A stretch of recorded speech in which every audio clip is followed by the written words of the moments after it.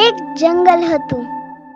એ જંગલમાં એક શિયાળ ગુફા બનાવીને રહેતું હતું.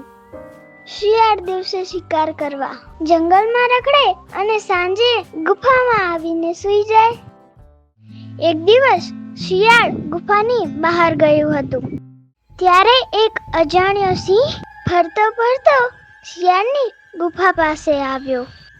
તે ભારે આળસુ હતો. તેને વિચાર કર્યો, અત્યારે હું ગુફામાં બેસી જાઉં. જેની ગુફા હશે તે આવશે એટલે તેને ખાઈ જઈશ. સિંહ ગુફામાં જઈને બેસી ગયો.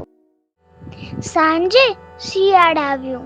એને માટીમાં ગુફા તરફ જતા સિંહના પગલાંની છાપ જોઈ.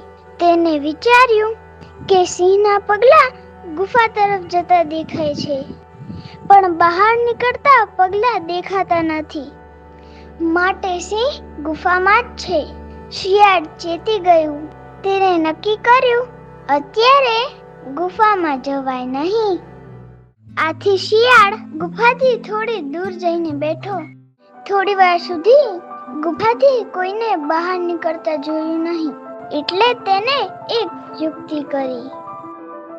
ગુફાને કહેતું હોય એમ શિયાળ બોલ્યું, ગુફા રે ગુફા, આજે કેમ બોલી નહીં?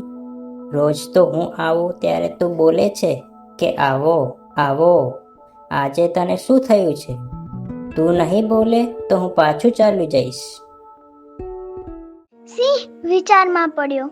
ગુફા રોજ શિયાળને આવકાર આપતી હશે, પરંતુ આજે મારી બીકના લીધે ગુફા બોલતી નથી. તો લાવ ગુફાની બદલે હું જ બોલું. નહીં બોલું તો હાથમાં આવેલો શિકાર જતો રહેશે. એટલે સિંહ બોલ્યો, આવો આવો, ગુફામાં તમારું સ્વાગત છે. સિંહનો અવાજ સાંભળી શિયાળને ખાતરી થઈ ગઈ કે તેનું અનુમાન સાચું છે. તેથી તે ત્યાંથી ઊભી પૂંછડીએ ભાગ્યો. થોડી વાર થઈ ગઈ. શિયાળ ગુફામાં આવ્યો નહીં. એટલે સિંહ ગુફામાંથી બહાર આવ્યો. જોયું તો શિયાળ દેખાયું નહીં.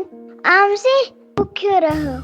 સિંહને ખોરાકની શોધમાં આખરે ગુફા છોડવી પડી. શિયાળની યુક્તિ સફળ થઈ. શિયાળ બચી ગયું. શિયાળ બોલ્યું, જે ચેતીને ચાલે એને પછતાવાનો વારો કદી ન આવે.